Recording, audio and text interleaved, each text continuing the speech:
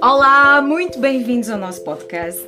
Hoje temos aqui connosco um convidado que eu considero muito especial. É uma pessoa muito especial para mim, uma pessoa que eu já tive a oportunidade de trabalhar e que se tornou um amigo, não é? Que o trabalho às vezes tem estas coisas, trazem-nos estes presentes da vida, estas amizades.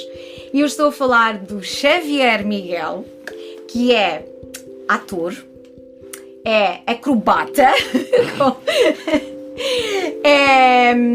é um faz-tudo, como nós ainda há pouco estávamos a dizer, mas é uma pessoa extremamente especial, é uma pessoa com uma espiritualidade muito elevada no meu ponto de vista. De facto, quando eu conheci o Xavier, a primeira imagem foi assim tipo, uau, ele é tão diferente, fora da caixa, uau! E então eu não o conheci muito bem, né? Nesse primeiro encontro. Tu tinhas ido fazer uma visita ao TEF, estavas ainda a estudar no Porto e tinhas ido lá fazer uma visita e eu fiquei assim tipo, é este o Xavier, eu ouvia falar do Xavier, não sabia quem era o Xavier. Sim. E então ele chegou lá assim com esta pinta toda e eu disse, uau, ele é espetacular. Mais tarde tivemos a oportunidade de trabalharmos juntos e de facto foi aí que eu conheci bem o Xavier, melhor. E então descobri que ele é um comunicador por excelência e somos ambos gêmeos. É por causa disso, acho que é por causa disso. E então tínhamos conversas assim daquelas intermináveis e com aqueles temas assim que os gêmeos gostam de discutir, aquelas questões assim mais... É um bocado de tudo. É um bocadinho de tudo. E tivemos a oportunidade de contracenar numa peça infantil. Quasimodo, do Quasimodo. E então foi assim uma experiência fantástica. O elenco era maravilhoso e criou-se ali uma cumplicidade muito grande e fomos nos conhecendo cada vez melhor. E então o Xavier guardo assim num cantinho muito especial. Quando me falam no Xavier digo, Xavier é uma pessoa fantástica, porque é mesmo, eu admiro muito o trabalho dele. E pronto, eu acho que é isto. Obrigado. Quero ver se tu tens assim mais alguma coisa a acrescentar a esta descrição, para além da ator, da acrobata, diretor do grupo Teatro Bolo do Caco. Do Teatro Bolo do Caco. E faz tudo, não é? Porque na verdade tu fazes, tu arranjas, tu constróis, tu montas cenários, tu fazes tudo. Na área do teatro não há nada que tu não sabes fazer. Coreografar. Se bem que já coreografei, mas não, a minha dança não é a minha praia. Coreografar danças, por exemplo, é uma coisa que eu nunca fiz, já coreografei foi esgrima. Pois. Pronto, também é uma dança, é um género de dança, mas acho que a dança é mesmo a área que eu tenho um bocadinho de fragilidade, que ainda é o que me falta explorar, não quer dizer que eu não venha a fazer. Pois é, porque tu trabalhas com malabares, trabalhas com uma série... Fala-me assim um bocadinho disso, desse trabalho eu sou ator de formação, mas eu tirei o curso profissional do conservatório e nessa altura o curso abrangia todas as áreas do espetáculo, portanto tivemos artes circenses, tivemos cenografia, figurinos, produção. Depois, desde que me lembro, eu sempre gostei muito de ler, então também sempre estive um pouco inclinado para trabalhar textos e naturalmente acabei por adaptar, escrever, etc. E depois o malabarismo começou a aparecer juntamente com o teatro desde logo, mesmo até quando eu ainda fazia teatro a nível amador, comecei a fazer malabarismo como animação para primeiro ganhar uns trocos, depois porque gostava, depois porque era um grupo até agradável, de malta, e isso sempre foi estando presente, tanto que eu depois os meus primeiros dinheiros eu investi em malabares, em tochas de fogo e coisas assim.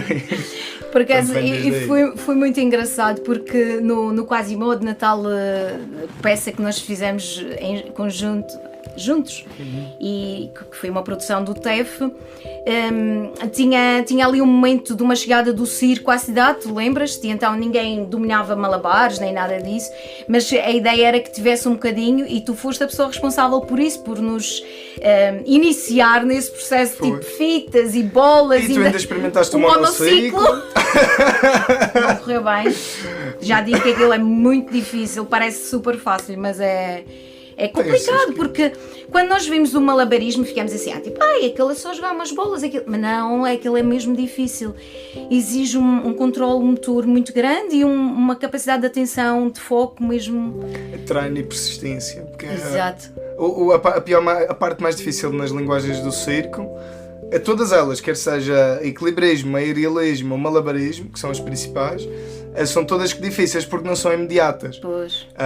Pequenos números ou pequenos movimentos tão simples e que às vezes têm um impacto grande visual, levam horas ou dias para às vezes alcançá-lo. Mas depois de alcançar é imediato para o malabarista ou mais ou menos imediato, mas para quem não é, às vezes parece fácil ou não. Mas a beleza também é tornar fácil o que é difícil. Pois, e fazer parecer fácil. Exato. Olha, mas diz-me um bocadinho como é que o teatro surge na tua vida? Como é que isso apareceu? Esse gosto, com que idade? Eu tinha 14 anos, fui na escola da Ponta de Sol, onde eu sou natural da Ponta de Sol e estava no 8º ou 9º ano, acho que já estava no 9º ano, já não consigo precisar. E a escola organizou um sarau de poesia. A diretora da escola foi às salas perguntar que andavam a precisar à procura de um rapaz para dizer um poema. E entretanto, ela conhecia o meu pai, a diretora da escola, e já estava ali meio o esquema montado. Parece que cheguei lá, tu és porreiro e tal. E eu, lá fui, e depois o meu pai, vais lá e coisa, aquilo não custa nada. Pronto. E tocou-me a dizer um poema do António Gedeão, se não me engano, que é a palavra amigo, é um poema sobre isso, e eu era pequenino e estava super nervoso, e depois tínhamos o professor, o Zé Abreu. O Zé, pois, que também está ligado ao teatro.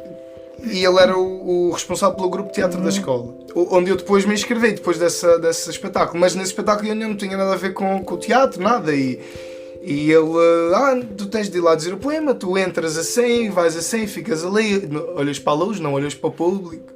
E eu todo nervoso. E antes de entrar 5 minutos antes, disse, professor, eu esqueci-me do poema, não sei nada. Esqueci-me tudo de cor. E ele mandou-me escrever num papelinho, escrevi, e cheguei lá à frente, e fiquei nervoso, vi as pessoas, olhei para o papel, disse aquilo e pum, fugi do palco. Mas eu gostei da experiência. Então, desde então, comecei a insistir, eu gostava de ir para o grupo de teatro, fui para o grupo de teatro, gostei da coisa, depois pensei, vou para o curso de teatro. Depois apareceu o conservatório. O do conservatório, certo, sim. Minha mãe, não, e tal, se calhar devias experimentar mais um tempo, continuar aqui. E então eu dei continuidade aos meus estudos na área de ciências. E fiz o 10º ano em ciências. Ok. Até que de repente decidi mesmo que queria ir para o curso profissional de teatro e voltei atrás, entre aspas, repeti o 10º ano. E como é que foram esses 3 anos no conservatório? Uma descoberta, imagino. Autêntico, uma maravilha. E assim, eu também estava na adolescência. E a adolescência é uma descoberta do mundo. E vim viver para o Funchal na altura, com os colegas de turma. Comecei a fazer cada vez mais teatro amador, cada vez mais animação de rua. E depois acabei o curso e fui fazer o estágio profissional no Teatro Experimental do Funchal, na altura, 2013, 12/13, se não me engano. Ok, e depois daí é que foste estudar para o Porto, certo? Sim. E entretanto eu estava um bocadinho na dúvida se ia para o Porto ou para Lisboa, fiz provas para os dois.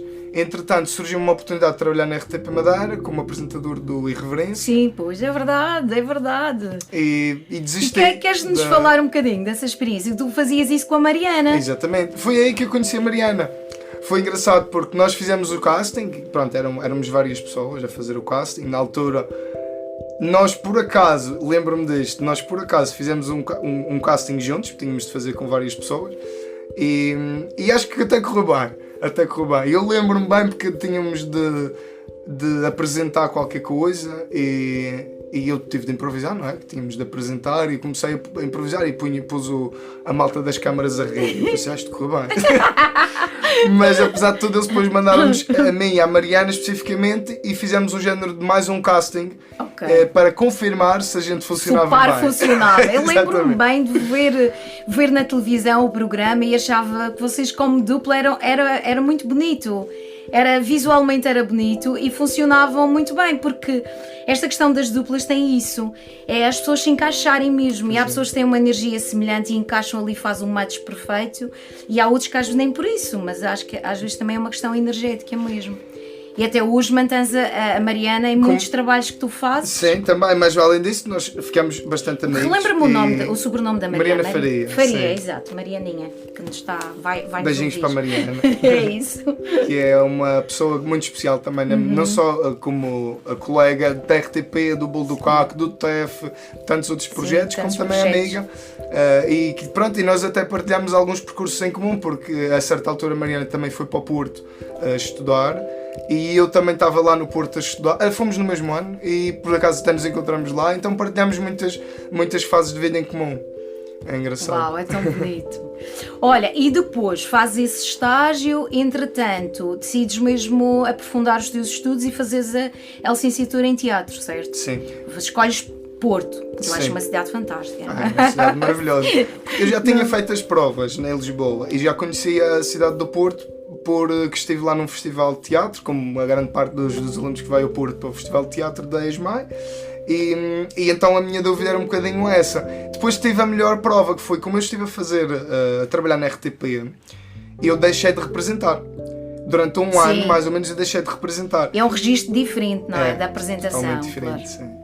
E eu deixei de fazer teatro num palco. E foi aí que eu criei o Teatro Bolo do Caco, porque queria experimentar fazer produção, queria dar mais solidez, digamos, aos meus trabalhos de animação de rua, através de uma entidade, de uma associação. E comecei ainda não era associação, comecei a criar um grupo com mais pessoas, tudo ligadas ao teatro amador.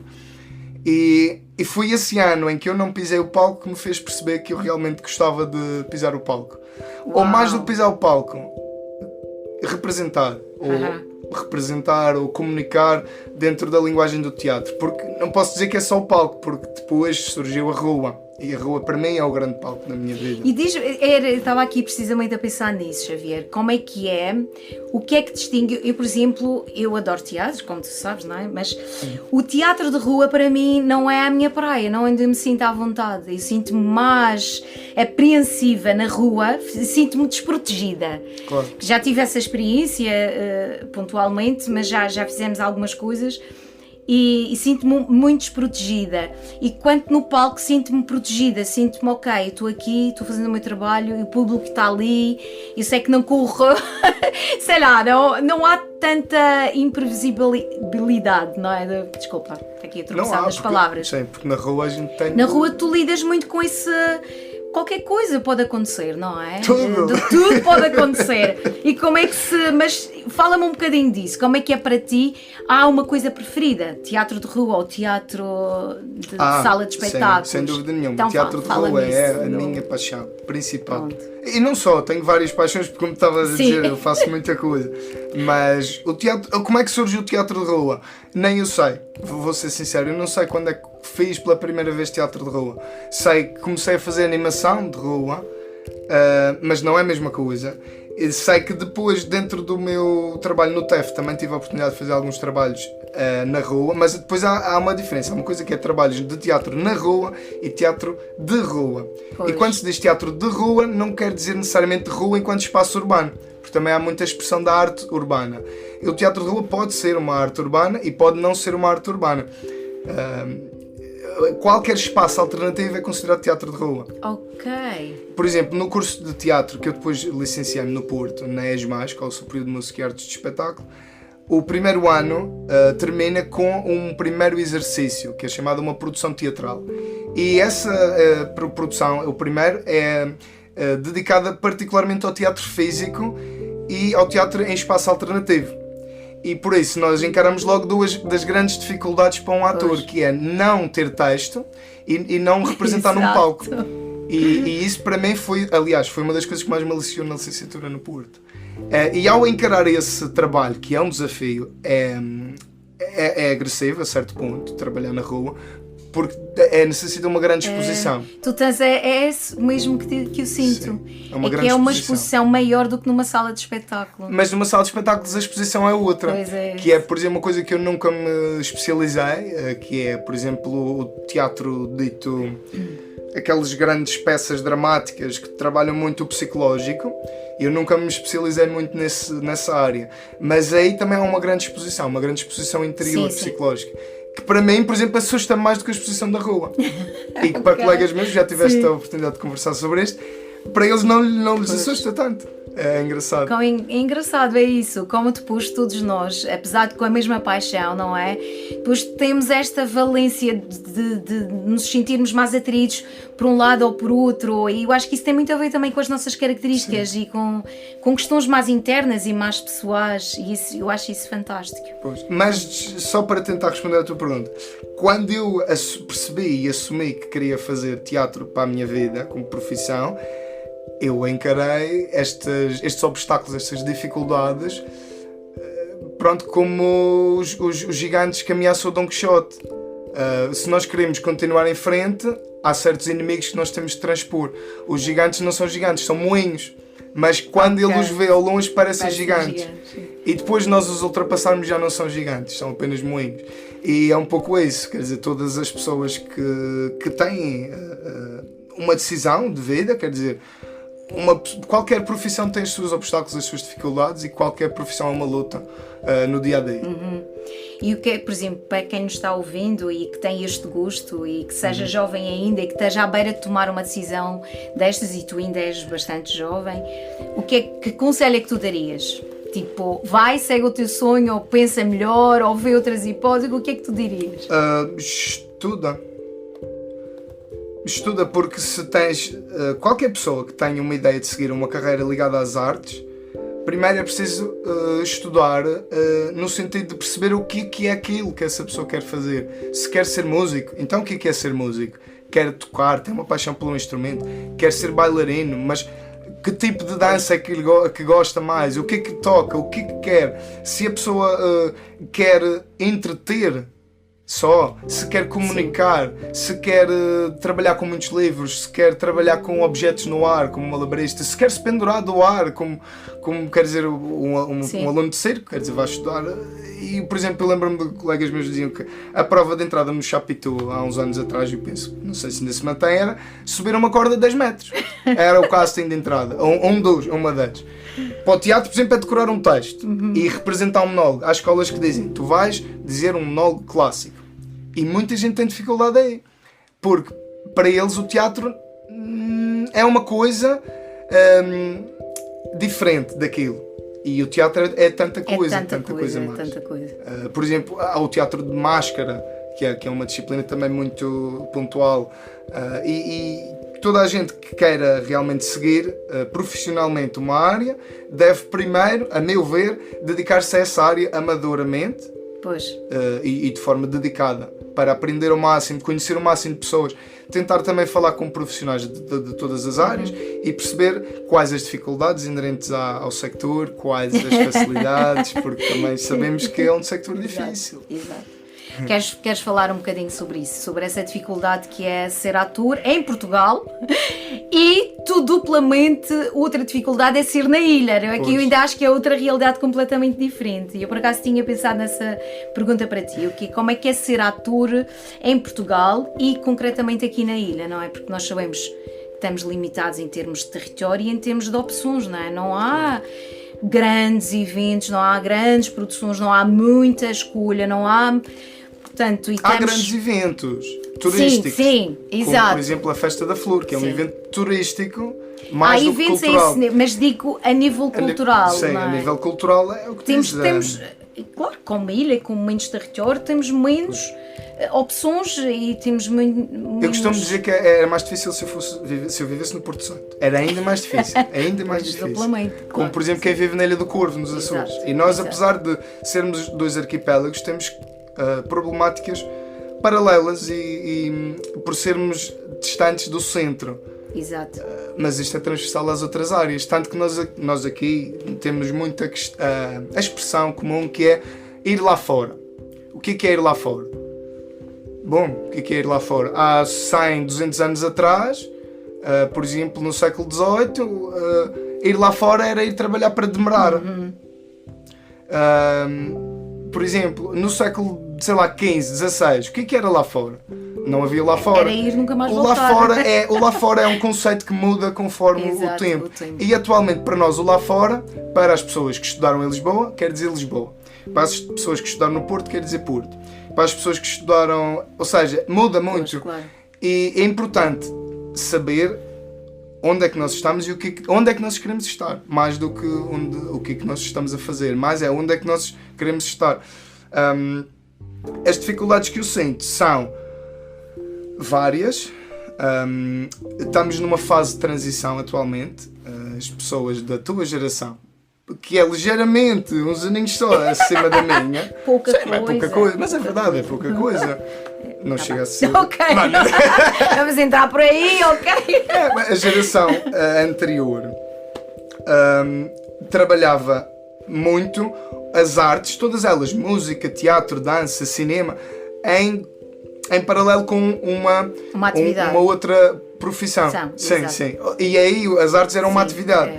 E eu já pertenço a uma geração que investir numa formação.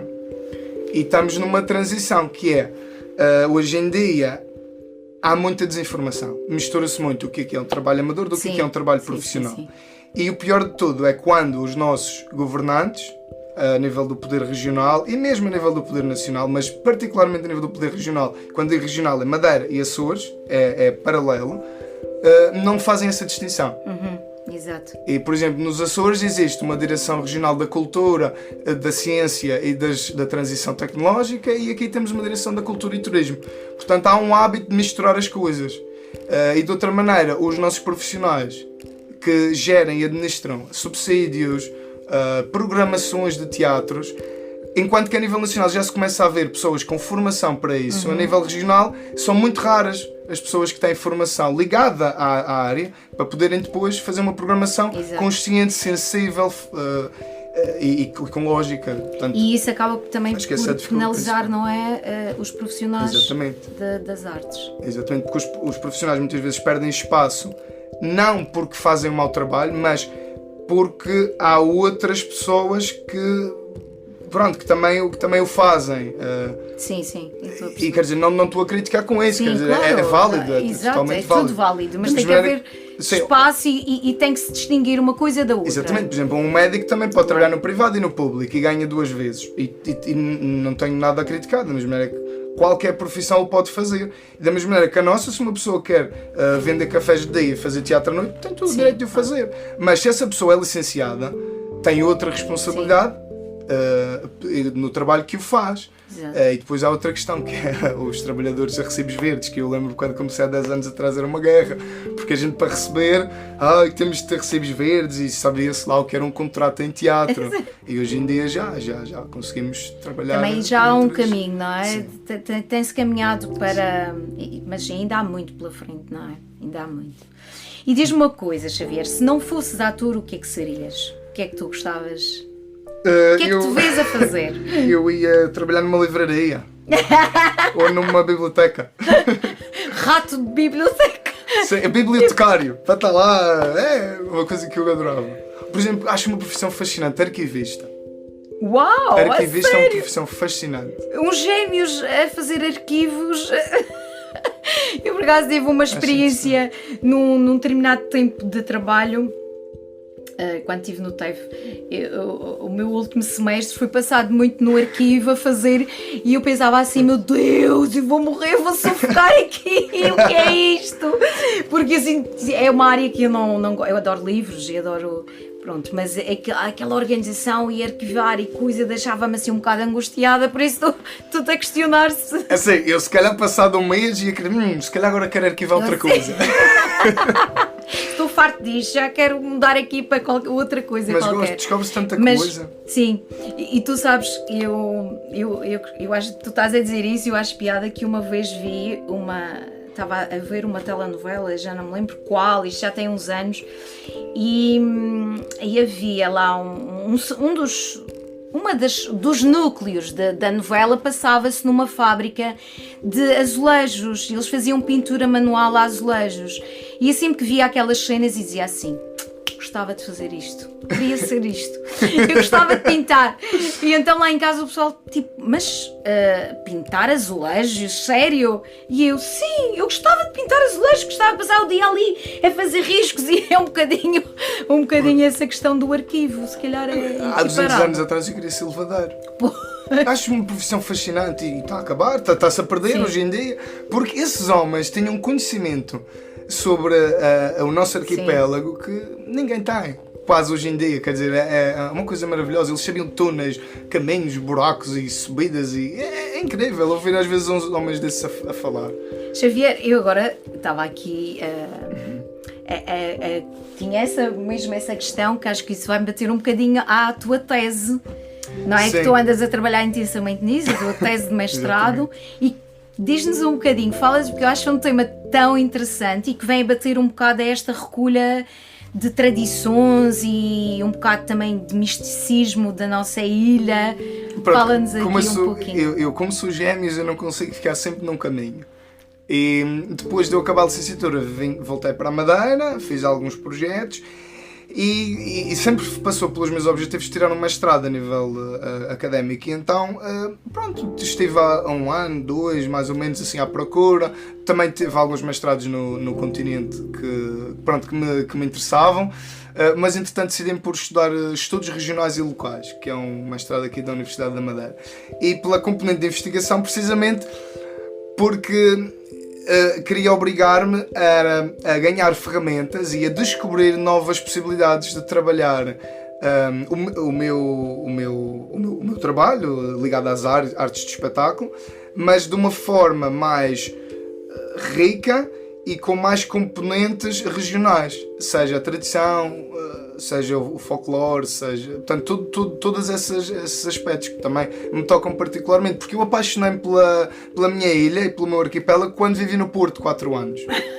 A gente é o que o Saramago diz, a gente precisa de sair da ilha para ver a ilha. E de repente, pronto, já não conseguia estar longe da minha paixão. E tive de voltar, e é aqui que eu quero viver até o fim, se puder.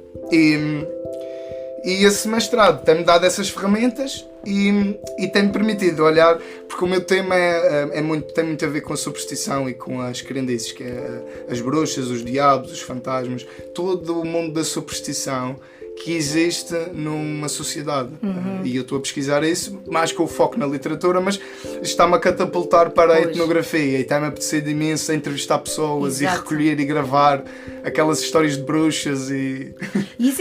eu acho isso um universo fantástico. Por isso, quando tu disseste que estavas a fazer um mestrado nessa área, uau! Nem fazia ideia que houvesse essa possibilidade de fazer um mestrado numa área assim de recolha, mas faz todo o sentido. E sei que tu és essa pessoa, porque uma das coisas que nós depois criamos como afinidade é este lado também mais espiritual e de conversas que tivemos deste lado mais místico e de histórias também do passado, porque eu acho que a nossa ilha tem muito deste lado mais místico, e havia muitas histórias. Lembro da minha avó me contar histórias de bruxas e de visões e disto e daquilo, que eu ficava, aquilo aos meus olhos de criança era assim uma coisa, uau, fantástico. E então acho um mundo muito maravilhoso, não é? Quase de fadas e duendes e bruxas, mas eu acho isso muito giro. E então o facto de tu estares a estudar isso é algo que me deixa assim super curiosa. Como é que tem sido isso para ti, essa descoberta, não é? Porque a nossa ilha tem muito disso, certo? Pois. E depois acho das coisas mais interessantes, e eu acho que é das coisas que eu tenho vindo a perceber, não digo descobrir, mas perceber, a nossa ilha foi povoada pelos portugueses. O nosso arquipélago foi povoado pelos portugueses. Mas também tínhamos muitas pessoas de Marrocos e do norte da África. E por isso, nas nossas crenças, e eu uso a expressão crendices, que é o Visconde do Porto da Cruz usava a expressão crendices, porque é muito mais popular, não é? É um cunho popular à crença. Mistura elementos da cultura árabe com elementos da cultura europeia, nomeadamente portuguesa, não é? E acho que é interessante essa parte. Nós temos muitas lendas, particularmente no Sul e no Portugal todo, que são das Mouras encantadas. Aqui temos as bruxas e as feiticeiras, que não são necessariamente as bruxas más dos irmãos Grimm. E é engraçado como adquirem essas particularidades. A bruxa estava muito ligada à curandeira, àquela mulher que... é outro aspecto já é a feiticeira. Também. Porque existe uma distinção. O padre Alfredo Vieira de Freitas, que escreveu muito sobre isso, distingue a bruxa madeirense da feiticeira, porque a feiticeira é uma mulher que cura com o seu conhecimento das plantas e etc. E a bruxa já é uma pessoa matreira que faz mal, quer fazer maldade. Mas não é necessariamente má pessoa, não mata ninguém. Quer dizer... Às vezes pode acontecer. Mas os episódios mais recorrentes são cómicos, que é ela vai roubar a água da levada, ou aparece em cima de um homem que tem de levá-la às costas até casa. Isso é o mais comum. Pois, havia muito essas coisas assim. Engraçado. Isso tem sido uma descoberta para ti? Tem. É espetacular. Uau, fantástico. Tem sido interessante. Ainda tens que mostrar essa tese, tenho que ler isso para perceber. Olha, pode ser que se venha a editar um dia. É isso. Eu acho fantástico essa recolha. E que eu saiba, não tinha conhecimento sequer que houvesse esse tipo de recolha e que tivesse escrita isso, mas possivelmente tu agora na tua investigação tens encontrado isso. E eu acho isso um universo fantástico e é interessante nós percebermos, porque nós na atualidade distanciamos muito dessa realidade, não é? Sim. Já não pensamos tanto. Isso também está muito ligado mais às zonas mais rurais, não é? Que ainda existe essa proximidade, essa ligação assim com esse lado mais místico, enquanto que nas grandes cidades as pessoas distanciaram-se um bocadinho disso, não é? Não pensam também tanto. Também tem a ver um pouco com a evolução da ciência. Pronto, a ciência já explica muita coisa e hoje em dia já não acreditamos em certos aspectos do sobrenatural. Mas eu acho piada, Xavier, porque tu és mesmo como pessoa, tens essa ligação muito ao lado natural, ao lado... Lembro-me que portanto, desde confeccionares o teu leite e fazer as mesinhas, aqueles tratamentos das nossas avós, tu tens isso tudo muito presente. E eu e o Xavier, nós tínhamos sempre... O pau santo, por exemplo, para descarregar. Exato. Porque nós partilhávamos quando estivemos a trabalhar juntos, então eram muitos espetáculos e é um ritmo muito maluco, todos os dias, e às vezes 2, e chegamos a ter 3 sessões por dia. Então a voz é inevitável, começa-se a ressentir, e eu e o Xavier éramos assim os mais prejudicados, porque acho que... Temos os dois assim uma voz um bocadinho rouca, não é? E acabávamos por ter, então andávamos aqui a trocar mesinhas e chazinhos e as misturas todas, então... O Xavier também tem este lado muito, muito apurado, e foi engraçado que nessa altura do Quasimodo, na produção que fizemos, aconteceu uma série de peripécias, de coisas assim malucas, tipo começarmos a ficar doentes e depois magoarmos e uma série de coisas e então... E a tentar aguentar até o último espetáculo, E o Xavier dizia assim, temos que curar este espaço, temos que levar a energia deste espaço. Portanto, esse lado também misto que eu... Sério, então Xavier logo de manhã trazia o pau santo e já queimávamos e fazíamos uma limpeza energética em todos. Na verdade... Depois a Sara chegava lá e dizia, mas andaram aqui a fazer macumba? Porque há aquele cheiro, chegava até à sala de espetáculos e nós dizíamos, cuidado, senão o pessoal entra aí e ainda pensa que nós andamos a fazer aquilo. Houve um ponto que eu deixei de queimar pau santo, que era para os miúdos que iam ver o espetáculo não pensassem que havia ali qualquer... uma aula de macumba. Mas tu tens mesmo essa ligação muito próxima a este lado de... Tirando a tua tese, porque na altura ainda não estavas a fazer a tua tese, mas sentes esse gosto, essa procura, essa busca de querer saber, de se informar, como é que era, Então, mas antigamente usava-se este chazinho para quê? O que é isto, não é? E essa recolha também vem muito de encontro a este teu lado também, natural, místico, espiritual, não é?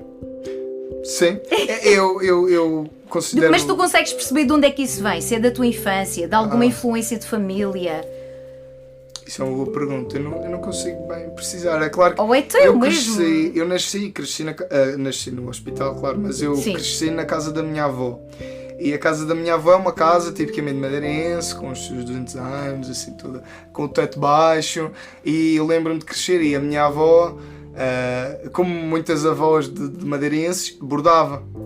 E eu lembro-me de... Eu já não conhecia o meu avô, infelizmente, o meu avô paterno já não o conheci. E a minha família de materna é do continente, de uma região perto do Porto, Morte de Canaveses. E eu cresci a ver a minha avó a bordar e aquela imagem toca-me muito. Não sei se vem daí, talvez venha daí. E gosto de ouvir aquelas histórias, Sim. também o meu pai conta-me algumas. E gosto... Há um eco dentro de mim em relação a isso. É porque eu acho muito bonito, porque tu és novo. Tu tens que idade? 27. 27 aninhos. Portanto, tu és bastante novo ainda e, portanto, teres esse lado apurado em ti é uma coisa também que me sempre chamou a atenção. Tipo, uau, maravilhoso. E depois tu és um curioso, porque tu, quando gostas de uma coisa, tu vais pesquisar, tu vais ler, tu vais te informar, tu vais experimentar. E eu lembro-me também que na produção do Quasimodo fizemos umas sessões de tarô, lembras-te? E o Xavier estava a estudar sobre o assunto. E entras tudo?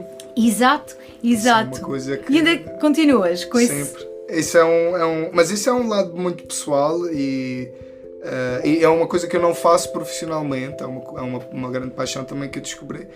O tarô, o pêndulo, a radiestesia e outras áreas, também o reiki, também comecei no espiritualismo prático através do reiki e depois fui buscar as outras formações, pronto, e eu descobri que o tarô diz-me muito. Está relacionado novamente com isso, que é o subconsciente coletivo, o inconsciente coletivo, como lhe chamou o Carl Jung, psicólogo, que é os nossos medos e as nossas crenças querem dizer muito sobre nós enquanto povo, enquanto uma identidade insular e nacional, depois, não é? Em escala macro. Mas o tarô revela muitas coisas sobre nós próprios e é uma prática que eu tenho comigo mesmo. É como conversar consigo mesmo. Eu faço muitas vezes e é muito saudável. Uau, fantástico! Xavier, diz-me, e em termos futuros, projetos, o que é que tu queres fazer, o que é que tu estás a pensar? Isso é que, como gêmeo, tu já deves estar a pensar no próximo passo a seguir. Todos, vários. Mas assim, um grande sonho é levar um espetáculo de circo a todos os concelhos da ilha, da região autónoma, que inclui Porto Santo também. Isso é um grande sonho. E que seria feito através do Bolo do Caco, certo? Um projeto do Teatro Bolo do Caco. É um grande espetáculo de circo que possa circular pela região toda. Isso é um grande sonho que eu tenho.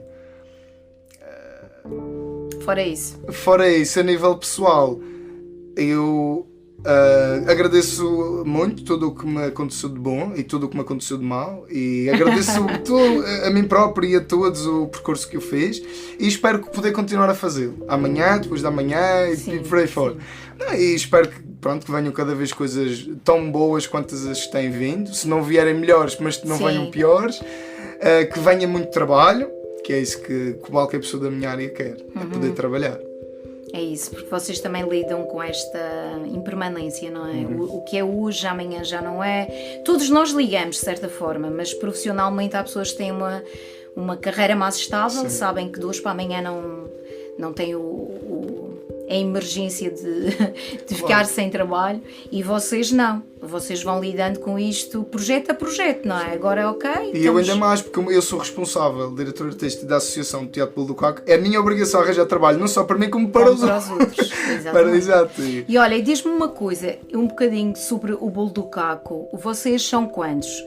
Como é que isso funciona? Pronto, o Teatro Bolo do Caco começou na altura como um grupo de pessoas interessadas em fazer teatro amador.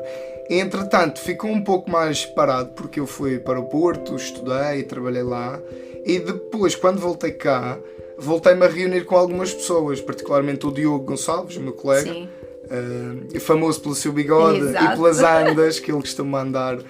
Já trabalhou mais em publicidade, também esta parte do Covid também vai dificultar um pouco, mas ele é muito conhecido que é o fulano que tem as andas mais altas da ilha. E pronto, juntei-me a ele e outras pessoas também e pronto, começámos a fazer projetos, fazíamos animações e espetáculos em hotéis, teatro de rua. Entretanto, eu no continente tinha trabalhado muito com a área da recriação histórica, em vários grupos, e quando voltei também quis começar a desenvolver isso aqui. Tanto que acho que não há mais grupo nenhum que trabalhe a recriação histórica. Acho que não. Pois. Eu acho que a Associação Bulducaco tem particularidades, não é? Eu acho que vocês têm um trabalho muito específico nesta animação de rua, no teatro de rua, em projetos de recuperação. Olha, por exemplo, as radionovelas também, que foi uma coisa que vocês estão a tentar recuperar e que também tem sido... Em reação ao Covid. Exato. À pandemia que nos afetou a todos. Sim, é preciso se voltar para descobrir outras coisas e nos voltarmos para outras coisas. Mas para resumir o percurso do grupo, nós registramos como associação, depois de passar algum tempo, e quando registramos como associação também começamos a definir mais a equipa. Entretanto, juntou-se a nós a Cristiana Nunes, a Mariana Faria também desde sempre tem vindo a colaborar, já antes de ser associação, o Diogo, e entretanto também temos agora um elemento muito importante que é o João José Silva, que entretanto eu conheci-o antes de entrar no conservatório, ele fez o curso de teatro de conservatório e agora está connosco também a trabalhar, e temos assim um grupinho mais coeso. E tem uma sede também, não é? Sim, tem um espaçozinho que estão recuperando e que estão... Sim. A título privado, atenção, cedida a título privado, não é a título governamental, tanto que nós dependemos muito do trabalho que vendemos mais do que de subsídios, porque nesta fase não temos subsídios por parte do governo. Temos vindo a trabalhar muito diretamente com vários municípios, juntas de freguesias, escolas e empresas, principalmente. Ok. E vão construindo o pão nosso de cada dia. Sim. Vão ganhando o pão nosso de cada dia. Sim, mas particularizamos-nos em 3 áreas, que é o teatro de rua. Praticamente não fazemos teatro dito em palcos convencionais, é sempre teatro de rua ou espaços alternativos, o novo circo e a animação temática. E dentro da animação temática também trabalhamos a mediação cultural, que não está diretamente ligada só à animação, mas também trabalhos em museus, também através da Catarina Claro. Tenho vindo a fazer esse tipo de trabalhos, quer com a associação dela, em que ela trabalha, que é a Casa Invisível, que nós também fazemos parcerias e trabalhamos muito. Eu trabalho com ela e com elas na associação. Ela também trabalha muito com o Bulducaco. E eu acho que é isso. Eu acho que nós temos que funcionar dessa forma, em parcerias e nos ajudando uns aos outros, porque eu acho que isso é a base do crescimento, não é? Sim. Darmos a mão, e quando damos a mão vamos também nos elevando e crescendo e aprendendo. E isso para mim é a base da vida. É dar a mão ao outro, e quando eu cresço, o outro também cresce. Exatamente. Xavier, e queres dizer mais alguma coisa? Estamos mesmo a chegar ao fim. Foi uma entrevista bonita, foi maravilhoso. Quando eu pensei, era a minha vez de escolher uma pessoa, temos estado assim, temos ideias comuns e depois deixamos assim um pouquinho e vamos todas dando sugestões, mas desta vez era assim um bocadinho. E eu, não, o Xavier, tem que ser o Xavier. E senti esta vontade de trazer a sério, porque admiro-te muito, admiro o teu trabalho, admiro a tua capacidade de resiliência, de permaneceres perante todas as dificuldades, a forma simples que tu tens de ver a vida, de encarar a vida com essa simplicidade e com essa ligação ao natural. Cada vez, porque eu também acredito que a vida faz sentido na simplicidade, estás a perceber? Nós é que complicamos e criamos assim um mundo às vezes de ideais, não é? Mas é na simplicidade, de facto, no dia a dia, nesta ligação ao natural, ao simples, ao terreno, à essência da terra e de facto orgânico, faz sentido, orgânico. E eu quando penso em pessoas assim, penso em ti, porque revejo isso tudo em ti. E para além desta complicidade que nós temos, como dos gêmeos, não é? Se tivéssemos mais de 2 horas estávamos aqui a falar. Sim. Olha, quero-te agradecer muito a tua disponibilidade, porque o Xavier disse logo sim, claro. E pronto, e olha, e depois vamos marcar um outro episódio só para... Não, temos que falar mais. O episódio que vamos falar só sobre o lado místico da nossa ilha. Isso é poderosíssimo. Porque a nossa ilha é os resquícios da Atlântida afundada. Uau! Ok, ouviram? Bem, isto vai ficar para o próximo mesmo. Obrigada por terem estado connosco, por nos terem ouvido e até breve. Beijinhos. Fiquem bem.